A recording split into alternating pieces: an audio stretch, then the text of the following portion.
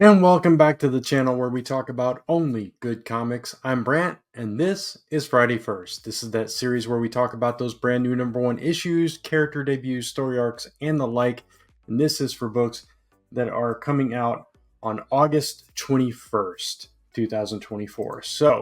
I've got a good amount of books to talk about this week. As usual, a few recaps and a few other non first issue most anticipated after that. Also, before I do get started with everything else, I do want to let you all know that next week, Tuesday, August 20th, is the return to the weekly format for Comic Book Weekly over on the Comic Book Weekly channel and on Comic Book Corner 2.0. Kat, Mike, and myself will be back to our weekly schedule starting Tuesday night, August 20th, 10:15 p.m. Eastern Time. So we'd love to chat with you. We'll be sharing our top 5 comics, the latest in the industry news, and other topics and the like. It is the official beginning of season 6 of Comic Book Weekly as well. So very excited about that. So hopefully you can join us live, and if not, you can check it out post live. Again, we simulcast on both channels every Tuesday night going forward. So looking forward to that. So check us out, cbwpodcast.com, or just look up Comic Book Weekly on YouTube. All right, so now let's get into recaps of some of the books that I read from last week. I've got 4 of those to talk about this week, so let's get started with that. The first one up is The MST Address Unknown, or just MST Address Unknown, and this was a decent read. I've never read anything from this world or whatever it is, but I really like the concept that there are 2 sides of this universe that are kind of I don't know if they're upside down, or it seems like they are maybe, but either way, there's like this void that contains all these creatures in the middle of it. And so you have this part of the world up here, then you have like this black void, and then underneath that you have another part of the world. And in this particular story, they have found an islet that somehow exists in both the fold and the unfold. So the fold is this void in the middle of these 2 parts, I guess. I don't know. But anyway, this islet exists like in the midst, so you can actually walk right into the fold. But in the fold, unless you have special lights, these creatures can change you, warp you. It's kind of this reality warping kind of thing, and transform you into some weird creature that can do weird things and all that kind of stuff. So in this particular story, they fly through the void, end up on this islet, discover that it's stationary, it's not rotating on an axis or anything, and so they decide to set up shop there. And in the process, things kind of go awry of what they originally thought this place was going to be. These creatures get involved, and it's a very interesting story. I like the concept of it. The art was stylistic in a way that kind of felt a little wonky, which kind of fit the vibe that the story was going for. So yeah, interesting. I enjoyed it for what it was. So yeah, I would read another story set in this universe for sure. Next, I have Venom War Spider-Man issue number 1. This is continuing straight out of Venom War, where the symbiote goes to Peter for help. They merge together again. They don't do the full bond, but they are linked. And in that process, some of Peter's memories kind of bleed in, and they kind of reacquaint with each other. And Jackpot comes onto the scene as well, and the Venom symbiote realizes that they're not together and that Peter's sad and all this stuff. And in the meantime, they're fighting all the villains that are involved in Venom War. A secret comes out about all that. So you have a lot of action, a lot of like the inner monologue between the Venom symbiote and Peter going on. The art was really solid. I liked the dialogue exchange between the two. I liked the way that it fit into the story seamlessly, but it also told its own story. So I thought this was a pretty good example of a tie-in, and I enjoyed it. Next, we have a book that's going to be very polarizing. This is Spider Society issue 1, and uh, it what I'll say about this is tune in Tuesday to the discussion between Cat, Mike, and myself, because I think I have a differing opinion than they do. I felt like, so one of our main criticisms of the Spider-Verse books is that typically there are a lot of spider characters, most that you don't know, just standing around talking for a very long time, then a little bit of action, and then the story just, I don't know, it's just everything gets put back in its place nice with a bow, and you don't really have to think about it anymore. So with this one, I kind of feel like a lot of people felt this was more of the same, and I thought it was a little bit different. So we go into this, and we have the standing around, but we have jokes aimed at that. Like certain characters actually say, "Are we just going to keep standing around like we always do? Or are we actually going to do something?" I thought the standing around talking parts was very small in comparison to other series, and then we jumped right into the action before we even hit the middle of the book, and that action stayed nonstop for a good portion of the book, as they were, fighting the Sinister Squadron and all this stuff going on throughout the issue, and also kind of putting together a plan as we see the big hitters have been taken off the table, and that's part of the mystery. We don't know why they're taken off the table, but they've called in the Jessica Drew from the animated movies to help out, because all the, like I said, Peter and Miguel and all these big heavy hitters are being taken left and right, and it ends up where Aranya is one of the key players in this story. So I thought it was really interesting the way that it was put together. Will I continue to believe that as the series goes on? Time will tell. But as just this issue alone, as it stands, in comparison to other Spider-Verse stories, even though there are a lot of characters that I probably don't care as much about, I feel like the core team that they were focusing on in this mission kind of complemented each other. It made sense that they were together. The twist at the end, I didn't totally see coming, so that was interesting as well and made sense. And I don't know. I like the plan that they put together. They're using a little bit of mystery because there's unknown factors involved with this that they can kind of get a leg up on their enemy in this situation. So I liked it. I enjoyed it. I'll come back for the next issue, and I thought it was better than most Spider-Verse stories start out. So that's my opinion. Next up, we have X Factor issue 1, and this was this creative team is Mark Russell and Bob Quinn, who I was excited about, and they did not let me down. The art is absolutely beautiful in this issue throughout, and I like the overall story.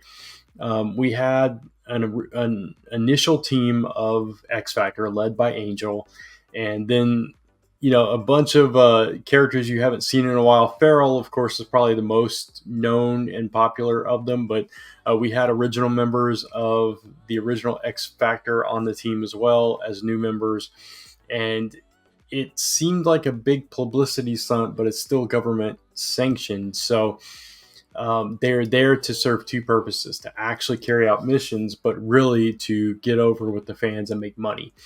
Right. And, Warren is like very hesitant to go into this, but at the same time, it's Warren, so he's going along with it. We have this whole subplot of Havoc and Polaris, who are at odds about this, because Havoc is kind of a what do you call it? A bench warmer. He's a second string. He's on the sidelines, maybe possibly going to join the team later on, as we find out throughout the issue. But you have their two distinct kind of reactions to this whole thing, where Havoc is very much wanting to, he's back from the dead now, and he's wanting to be Alex, and Polaris is very much, I'm not Lorna, I'm Polaris.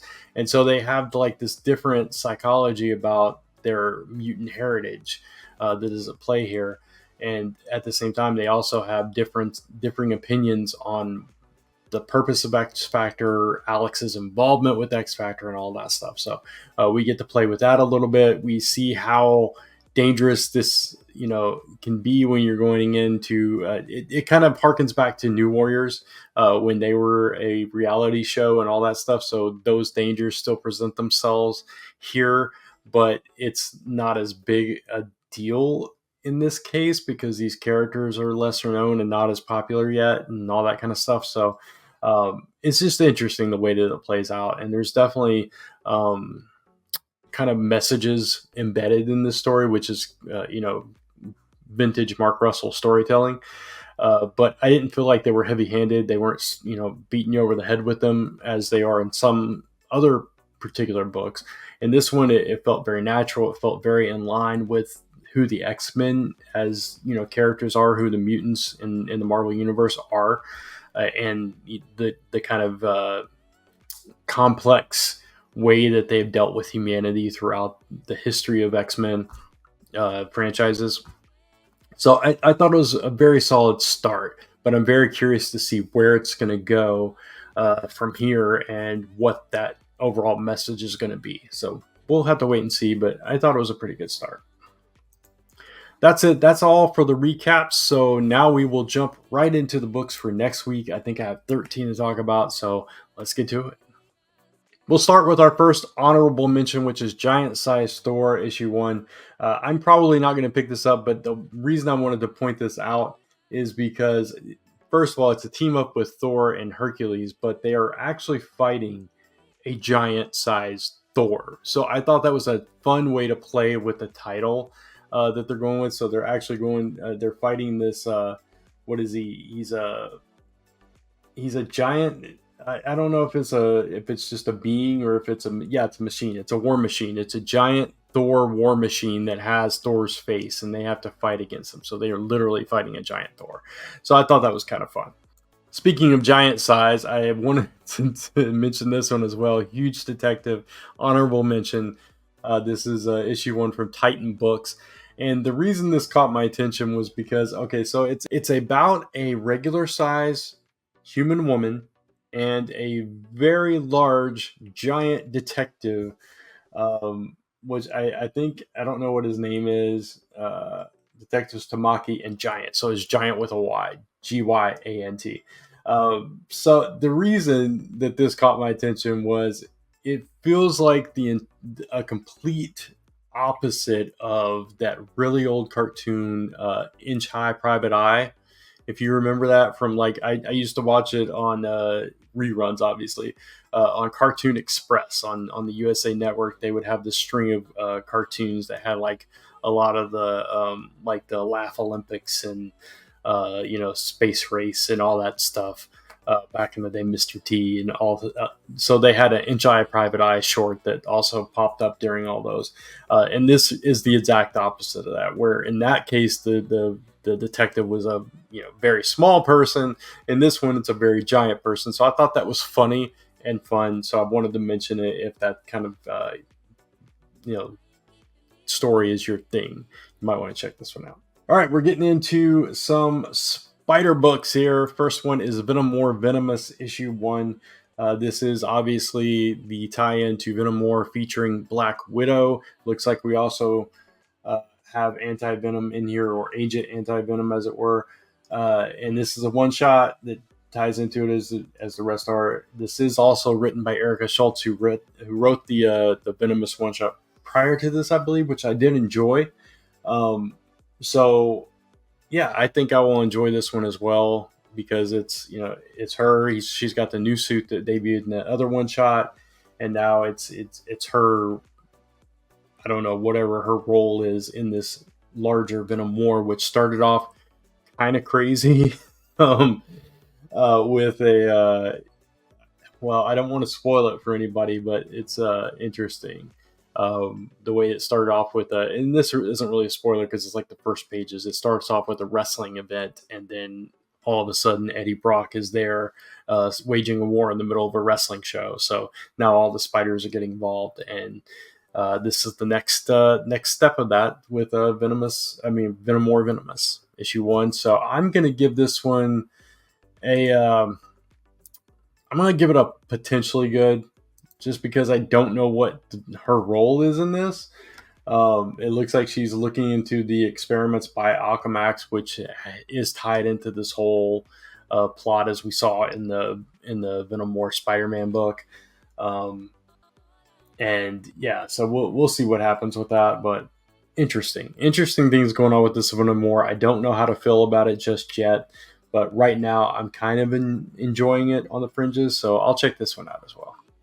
Keeping in line with that, we have Venom War Carnage issue 1, and this is written by Torin Grinbeck with art by Perry Perez.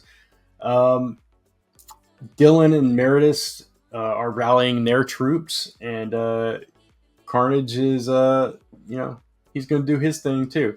So I don't know what Carnage's role in this is at all. I am not reading Carnage. I don't know where, like what he's been up to, and how he fits into Eddie Brock's plans or what side he's on or any of that stuff. So I don't even know if I want to get this one just because it is probably Carnage centric. But if I'm going to read the whole, I don't know if I'm going to read the whole thing yet or not. So I'm on the fence with this one. So I'm going to give this one a possibly good just because I did drop Carnage. So I don't know.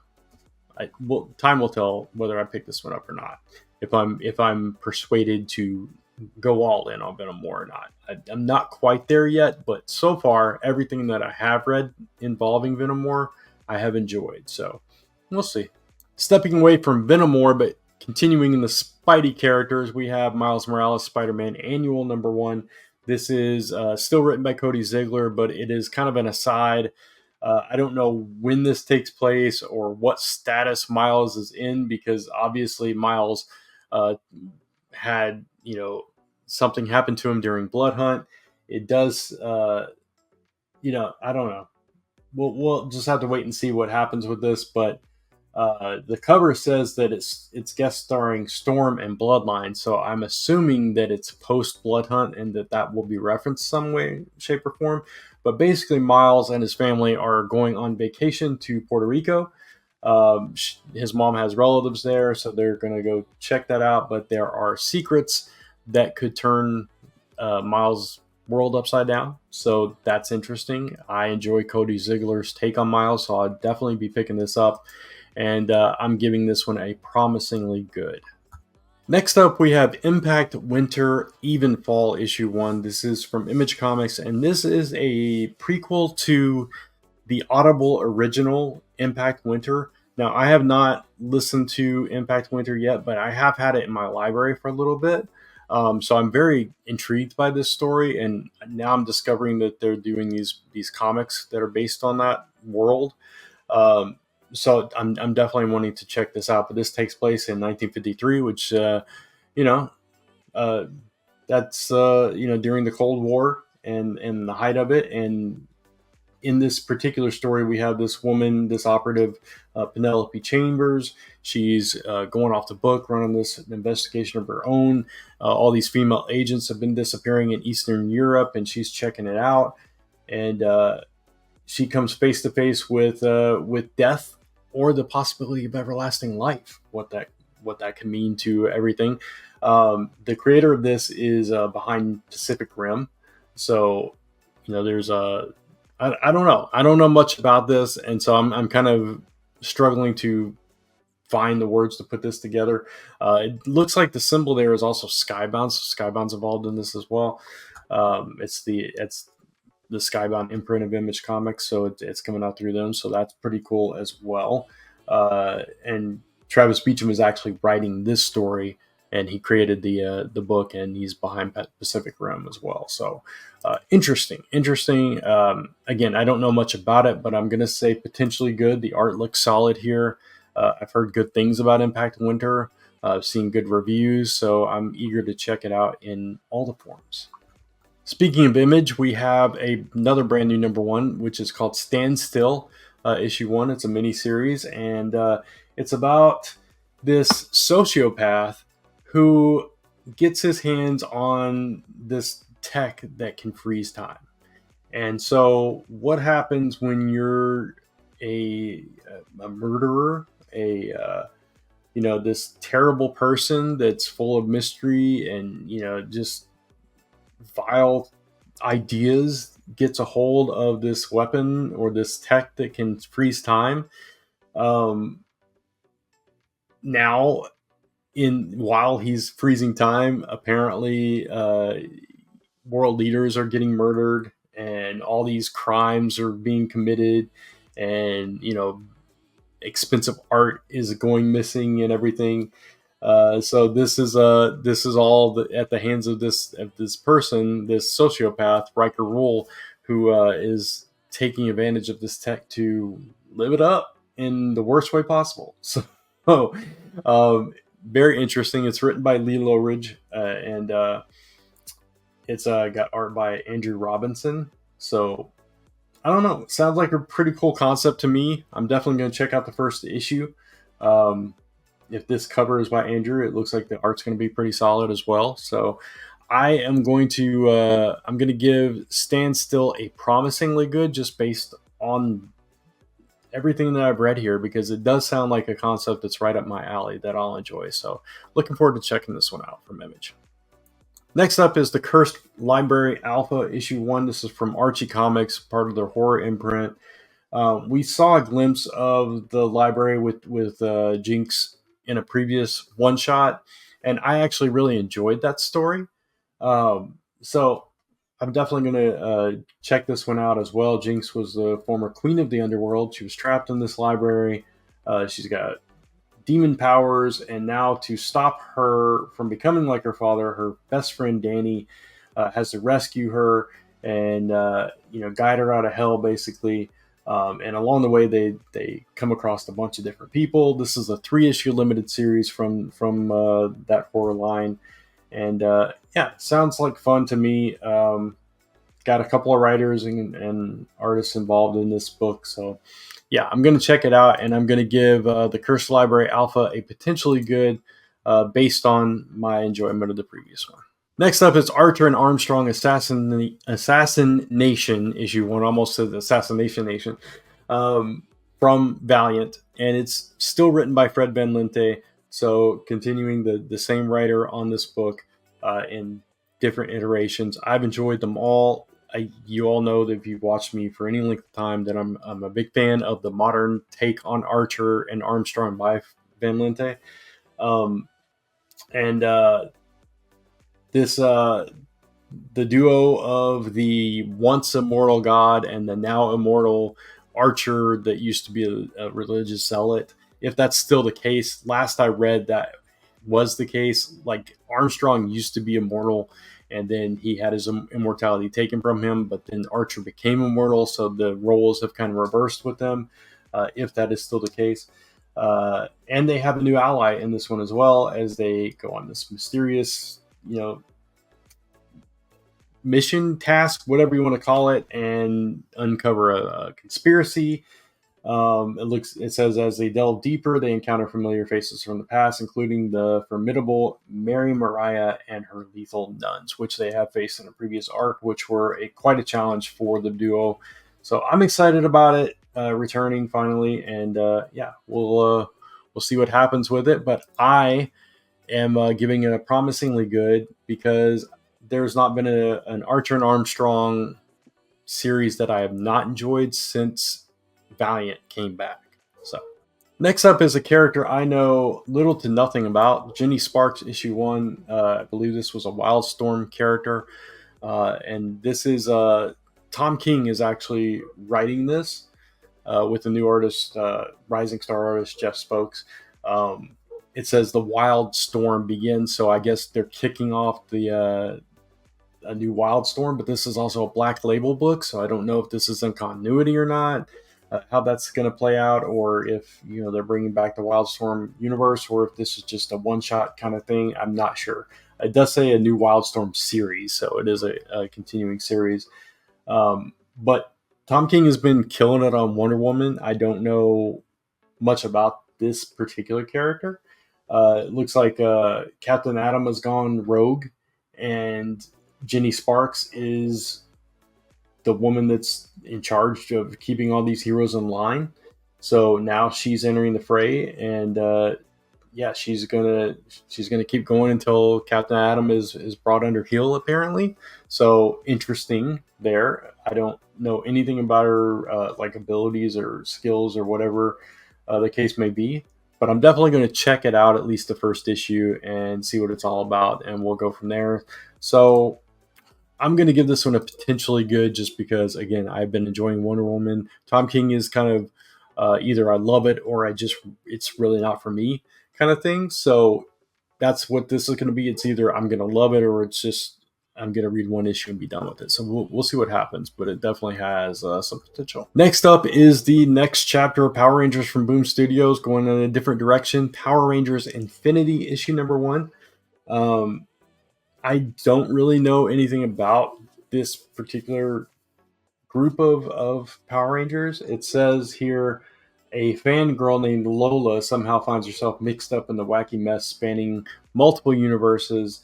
And now you have this D-lister villain, Poisandra, who is causing trouble. And now the Infinity Power Rangers have to get involved somehow. I don't know what this group of Power Rangers are, but it says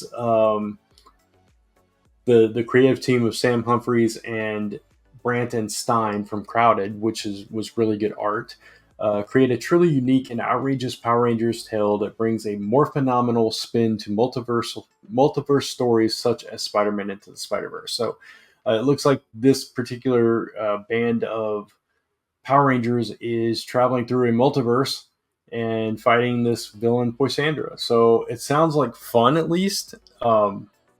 So yeah, I'll check it out. I don't know what to expect from this, or what's going to happen going forward with the Power Rangers franchise at Boom, but I've read and loved enough Power Rangers from Boom to know that I'm at least going to try this out. So uh, yeah, not knowing much beyond that, I'm going to give it a potentially good, and we'll see what happens with it. Nightclub is back as Miller World properties are popping up left and right at Dark Horse. Now we have Nightclub 2, issue 1. If you read the big crossover, big game, where a bunch of people were killed and then they were brought back in a way, Nightclub were they were wiped out completely, and now they are back. And I don't know if this like picks up where the Nightclub series left off, or how it's going, but it says the only problem is that they've fallen out, and Sam is never going to forgive Danny for dating the girl he loves. So there was that kind of drama from the last issue, and so now they're kind of they're on the outs, and we're gonna have to see if they can bring it back together. And but it looks like there's going to be rival vampire gangs popping up from this one. So I love the previous Nightclub series. I have a feeling I'm going to love this one as well. And for that reason, I'm giving this one a positively good. The only positively good this week. Lastly, we have Wolverine Revenge, issue 1 by Jonathan Hickman and Greg Capullo. Highly anticipated, kind of return to Marvel characters with Greg Capullo. It's been, on the buzz for a while, and now it's finally here. This is, I believe, a mini series, and it's like this epic story where Wolverine is against a bunch of foes who try to turn his world upside down, like every villain that has ever encountered Wolverine. But the only thing on his mind is revenge. So this is it calls it a prestige miniseries. There is a red band edition of this book as well. And yeah, it looks like Hickman and Capullo are trying to tell a very epic, lasting tale on Wolverine. All kinds of variant covers to choose from as well, as you can see down here. Some incentive covers also. But yeah, this has been highly anticipated. Hickman is a writer that, again, it's like either I love it or hate it kind of thing. Some of his work I absolutely love. Some of his work is just not for me, and that's not any like criticism of his abilities or skills or talent or whatever. It's just some of his stuff is just not for me. But I'm hoping that this one is one of the ones that is for me, and that I'm absolutely going to love this. It's obviously going to have gorgeous art. So I'm really looking forward to checking this one out, and I'm giving this one a promisingly good. We'll see what happens with it, but I've got high hopes for it, and I think it's going to be good. But that's it for the first. So let's move into a few other books that I'm anticipating. I had to narrow this list down because there are a lot of books I'm looking forward to next week, and I think I had like maybe double of what I'm actually going to share with you on the list, and I had to weed it down to just a few. So I still have 7, so I'm going to try to go through them rather quickly. So, Local Man issue number 13. This is the end of this arc. So we're coming to the conclusion of this. I've enjoyed this arc better than I enjoyed the first one. I think it's been more fun for me at least. And yeah, it's forget what the Lost Ones. I almost said the Missing Ones, but it's the Lost Ones finale. He's facing a faceless horde that's in this terrorist organization that's bent on rebooting the world and dealing with all that. So now he's alone and outclassed, and we'll see what happens with that. But it promises a lot of big guns, so very 90s-esque in this book. Next is Scarlet Witch number 3. Lore is back, and Scarlet Witch, is having to face that multiversal counterpart and a bunch of necromancy. So that's always fun, right? So I enjoyed this series. I've enjoyed every incarnation of this Scarlet Witch series. I've talked about it many times here. This one is no exception. I've enjoyed the first 2 issues. I'm sure I will love this one as well. Next up is Namor issue 2. I actually was really surprised by that first issue. I thought it was a really solid start to the series. The storytelling won me over. Jason Aaron doing his Thor treatment to Namor, and I liked the way that it was just poetic. It felt very poetic to me, the way that he didn't want anything to do with the sea, but he was the only one that could make a difference, and he had to go in. But now he's kind of outclassed because he's been removed and he's weakened, and there's this major threat. The kingdom of Atlantis has been split into 5 different kingdoms, as we learned. So, very interesting story that they're telling in Namor. Next is Destro issue number 3, who is up against the Chameleon, who I suspect is going to be Baroness, but I don't know. We'll have to wait and see. But she's trying to kill him, whoever she is, and hopefully we'll get that mystery revealed in this issue. Dark Knights of Steel All Winter issue number 2.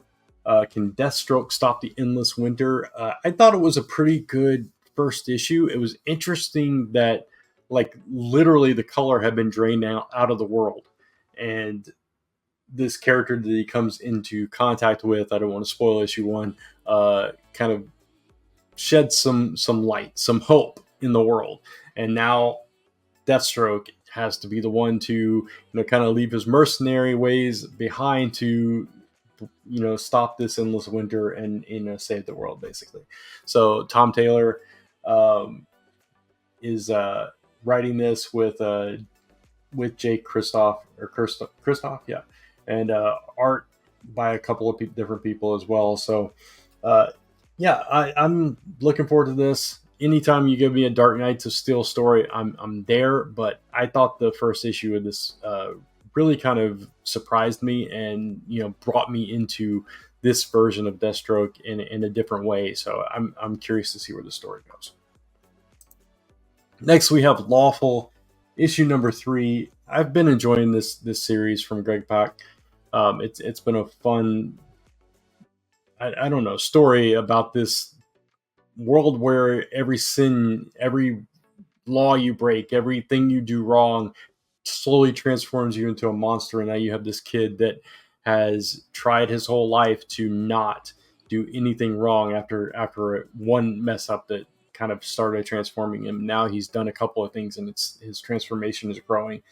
But now he's got another opportunity to be disgraced, and his reputation's on the line. And but he's determined to get his hands on this magic power that can reverse this monstrous thing that's happened to him. So, really interesting story, and I'm there for it. And then Ultimate Spider-Man issue number 8. This is the Kingpin Sinister Six. Kingpin has put together his Sinister Six to take on Spider-Man and the Green Goblin, and now they have to join forces with Doc Ock. It looks like Iron Man he popped up in the last issue, I believe, so he's back on the scene. I don't know what kind of role he's going to play, but this series has been phenomenal from start to present, so really looking forward to that one as well. But that's it. That's all the books I got to talk about, which was a lot. That was a lot of books, and I could talk about more, but I'm not going to take any more of your time this week. But you can come back next week and we can do this all over again and keep coming back and keep coming back. And so you don't miss any of that content. Of course, give it a thumbs up if you did like it, but also to not miss any of that content, consider hitting that subscribe and notification bell so you don't miss any of it and you get these episodes each and every week. This was episode 46. We're gearing up towards our 50th episode and almost to a year of doing the show, which is crazy to me, but we're almost there. But anyway, you can follow me across social media at Only Good Comics and type in onlygoodcomics.com to take you right back to this YouTube channel where we talk about only good comics. Until next time, thanks for watching. Take care. Keep reading those comics, and I'll see you soon.